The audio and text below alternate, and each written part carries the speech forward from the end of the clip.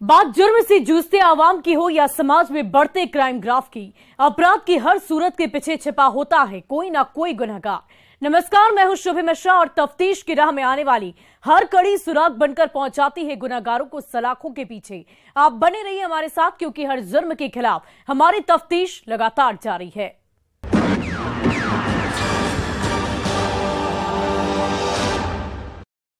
रांची के अरगोड़ा के रहने वाली दवा कारोबारी राकेश रंजन की मौत की गुत्थी को पुलिस ने सुलझा लिया है। 8 महीने बाद खुदकुशी की कहानी को हत्या में तब्दील करते हुए राकेश की दूसरी बीवी प्रीति रंजन की साजिश का पर्दाफाश कर दिया और उसके चेहरे को बेनकाब कर दिया, जो पत्नी के रूप में राकेश की जिंदगी में मौत बनकर आई थी, जिसे राकेश से नहीं उसके पैसों से प्यार था और उन्हीं पैसों के लिए उसने अपने ही हाथों अपना सुहाग उजाड़ दिया और खुदकुशी की नई कहानी गढ़ डाली। लेकिन पुलिस के सामने उसकी चालाकी काम नहीं आई और 8 महीने बाद पुलिस ने प्रीति को गिरफ्तार कर हाथों में हथकड़ी पहना दी। लेकिन पुलिस चुप्पी साधे बैठी है। क्या प्रीति के पाप लोग की है? क्या है पूरी कहानी? इस पूरी रिपोर्ट में देखिए। राकेश रंजन हत्याकांड का खुला राज। 8 महीने बाद पत्नी की साजिश बेनकाब। करोड़ों की संपत्ति के लिए रची थी साजिश। बेटे के कॉल रिकॉर्डिंग से हुआ पर्दाफाश।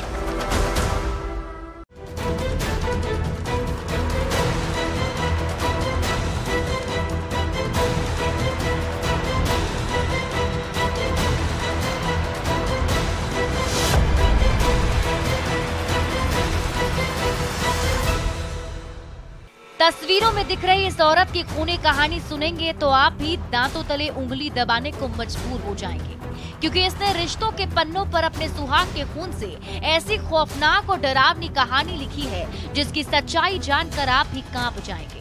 जैसे 8 महीने बाद रांची के अरगोड़ा थाने की पुलिस इसकी हकीकत जानकर हैरान है। जी हाँ, ये दिखने में जितने खूबसूरत और मासूम, कहीं उससे ज्यादा ये दिमाग से शातिर है और इसके इरादे उतने ही खौफनाक है।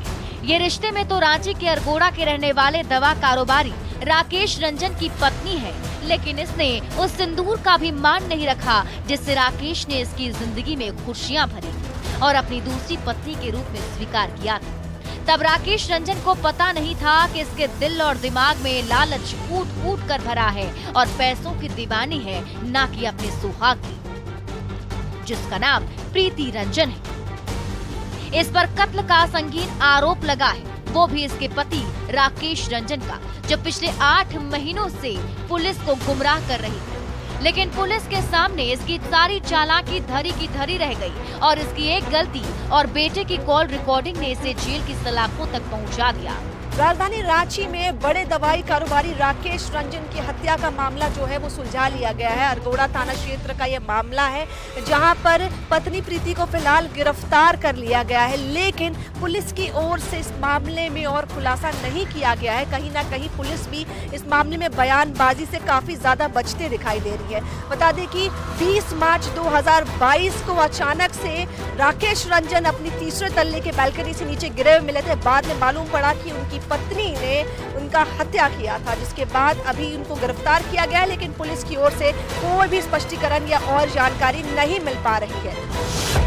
जिसके पीछे की कहानी को समझने के लिए धोखे और साजिश के पन्नों को पलटना पड़ेगा 8 महीने पहले। वो तारीख थी 20 मार्च 2022।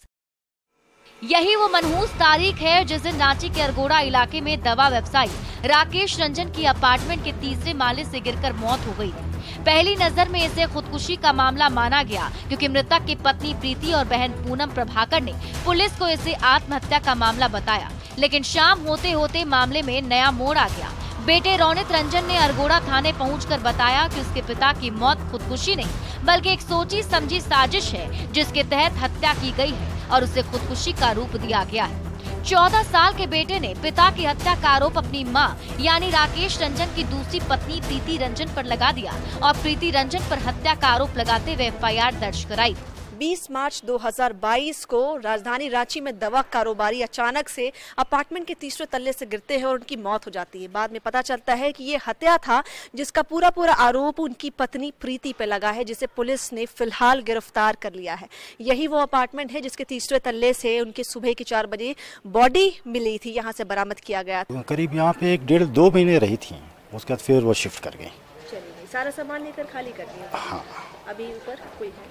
अभी तो मतलब रेंटर एक आए थे उसमें, और वो भी शायद अभी चले गए हैं, अभी खाली है फ्लैट। बेटे रोनित रंजन ने पुलिस को बताया था उसके पिता राकेश रंजन की मौत की सूचना 21 मार्च सुबह 5 बजे उसकी मां प्रीति रंजन ने कॉल करके दी थी और कहा था कि उसके पापा ने बालकनी से छलांग लगा दी, जिससे उनकी मौत हो गई है। जबकि रात में 2:22 पर उसके पिता से बात हुई थी, जिसमें पिता ने उसे बोला था कि उसे ये लोग मार देंगे, मुझे बचा लो और पटना ले चलो। उसके बाद पापा का कॉल कट गया। मुझे शक है कि साजिश के तहत मां ने ही पापा को मार डाला। उसके बाद पुलिस बेटे रोनित के आरोप और दर्ज एफआईआर को आधार बनाते हुए मामले की तफ्तीश में जुट गई। 3-4 महीने बीत गए, लेकिन पुलिस को कोई ठोस सबूत हाथ नहीं लगा। फिर भी पुलिस हार नहीं मानी और वो चुपचाप तफ्तीश करती रही। इस बीच बेटे रोनित ने पुलिस को कॉल की रिकॉर्डिंग सौंप दी, जिसके बाद शक की सुई प्रीति की ओर मंडराने लगी और खुदकुशी की गली से निकलकर हत्या के एंगल से जांच शुरू हो गई। इस दौरान पुलिस को पता चला कि रोनित प्रीति का सौतेला बेटा है, जो पटना में रहता था, जबकि प्रीति अपने पति के साथ कुंदाग रोड स्थित मंगलम इनक्लेव F3B अपार्टमेंट में रहती थी। मेडिसिन पॉइंट के नाम से अरगोड़ा चौक पर राकेश रंजन की दवा दुकान है, जिसका संचालक राकेश रंजन खुद थे।